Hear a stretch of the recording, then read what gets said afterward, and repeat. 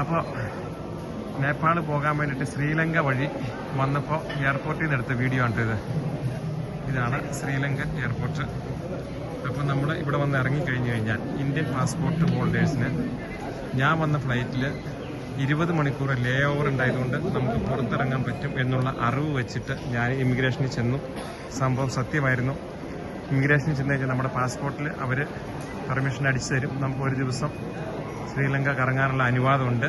അതിന് ഒരു പൈസ പോലും നമുക്ക് കൊടുക്കണ്ട. അപ്പോൾ നമ്മുടെ കണക്ഷൻ ഫ്ലൈറ്റിൽ സമയത്തിന് 2 മണിക്കൂർ മുമ്പ് നമ്മൾ ചെക്ക് ഇൻ ചെയ്താൽ മതി എയർപോർട്ടിൽ. അപ്പോൾ വന്ന് ഇറങ്ങിക്കഴിഞ്ഞ് കഴിഞ്ഞപ്പോൾ നമ്മുടെ ഇന്ത്യൻ പൈസയ്ക്ക് 1000 രൂപയ്ക്ക്, അപ്പോൾ 1000 രൂപ അവരെടുക്കില്ല കേട്ടോ. ഞാൻ മണി എക്സ്ചേഞ്ച് ചോദിച്ചു കഴിഞ്ഞപ്പോൾ 5000 രൂപ മിനിമം വേണമെന്ന് പറഞ്ഞു. അപ്പോൾ 3250 ഒരു 1000 രൂപയ്ക്ക് കിട്ടും. അതായത് 5000 രൂപ കൊടുത്തു കഴിഞ്ഞാൽ നമുക്ക് 15750 രൂപ കിട്ടും. 15,750. അതായത് 5000 ഇന്ത്യൻ റുപ്പീസിന് 15,750 ശ്രീലങ്കൻ റുപ്പീസ് കിട്ടും. പിന്നെ നമ്മുടെ ഇവരുടെ അടുത്ത് വന്നിട്ട് ഞാൻ ഇത് അന്വേഷിച്ച് നോക്കി. നമ്മുടെ സിം അന്വേഷിച്ച് നോക്കി കഴിഞ്ഞപ്പോൾ മിനിമം 30 ദിവസത്തെ പാക്കേജുള്ളേ. അതിന് $5. ഇതാണ് ആ കൗണ്ടർ. ഡയലോഗ് എന്ന പേര്. 1399 രൂപയാണ്. അപ്പോൾ എയർപോർട്ടിൽ ഞാൻ പോലീസുകാരോട് ചോദിച്ചു നമുക്ക് വീഡിയോ എടുക്കുന്നതിന് കുഴപ്പമുണ്ടോയെന്ന് ചോദിച്ചു. അപ്പോൾ വീഡിയോ എടുക്കുന്നതിന് കുഴപ്പമില്ല എന്ന് പറഞ്ഞു. അതുകൊണ്ടാണ് ഞാൻ ഈ വീഡിയോ എടുക്കുന്നത്.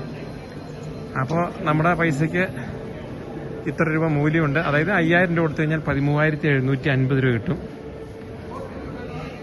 പിന്നെ നമുക്ക് ഇവിടെ ഹോട്ടൽ ബുക്കിങ്സും പിന്നെ നമുക്ക് പ്രീപെയ്ഡ് ടാക്സി എല്ലാം എയർപോർട്ടിൻ്റെ പുറത്ത് തന്നെ ഉണ്ട്. പിന്നെ ശ്രദ്ധിക്കാനുള്ളത് നമ്മുടെ സിം കാർഡിൻ്റെ ചാർജ് 30 ദിവസത്തെ പാക്കേജാണ് അവർ തരുന്നത്. $5 മിനിമം. പിന്നെ വേറെ ശ്രദ്ധിക്കാനുള്ളത് നമ്മുടെ കറൻസിയുടെ കാര്യം കിട്ടി, നമ്മുടെ വിസയുടെ കാര്യം കിട്ടി. അപ്പോൾ ഫ്ലൈറ്റ് ഞാനെടുത്ത ടിക്കറ്റ് 9430 രൂപയായിരുന്നേ. അപ്പോൾ 6000 രൂപയ്ക്കൊക്കെ എടുത്ത് പോയവരുണ്ട്, വന്നവരുണ്ട്. അപ്പോൾ നേപ്പാളിന് വരുമ്പോൾ ഇതേപോലെ ഒരു ശ്രീലങ്കൻ എയർലൈൻസിൻ്റെ കണക്ഷൻ കിട്ടുവാണെങ്കിൽ എടുക്കുക. സർവീസ് നല്ലതാണ് അവരുടെ.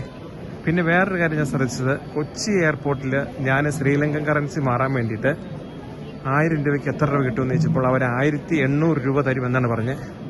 ഏത് ഏജൻസിയാണെന്ന് ഞാൻ പറയുന്നില്ല, പേരില്ലായിരുന്നു. ആ ഇമിഗ്രേഷൻ്റെ തൊട്ടടുത്തുണ്ടായിരുന്ന ഒരു കൗണ്ടറായിരുന്നേ.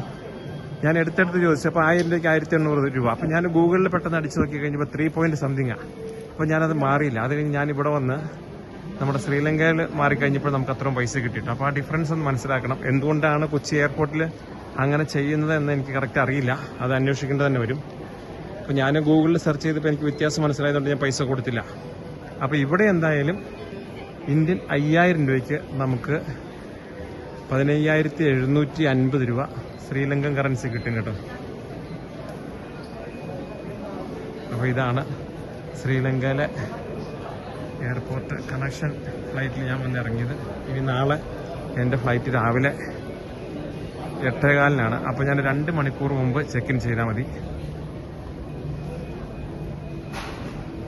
അപ്പോൾ ഇനി എന്തെങ്കിലും സംശയങ്ങളോ കാര്യങ്ങളോ ഒക്കെ ഉണ്ടെങ്കിൽ എനിക്കൊന്ന് വിളിച്ച് ചോദിച്ചാൽ മതി. അപ്പോൾ ഞാൻ കറക്റ്റ് പറഞ്ഞുതരാം എന്തെങ്കിലും ഈ വീഡിയോയിൽ വിട്ടു പോയിട്ടുണ്ടെങ്കിൽ. അപ്പോൾ ഇതാണ് ശ്രീലങ്കൻ എയർപോർട്ട്. അപ്പോൾ നേപ്പാളിലെ മലയാളിയായ ബോബി ശ്രീലങ്കൻ എയർപോർട്ടിൽ നിന്നു.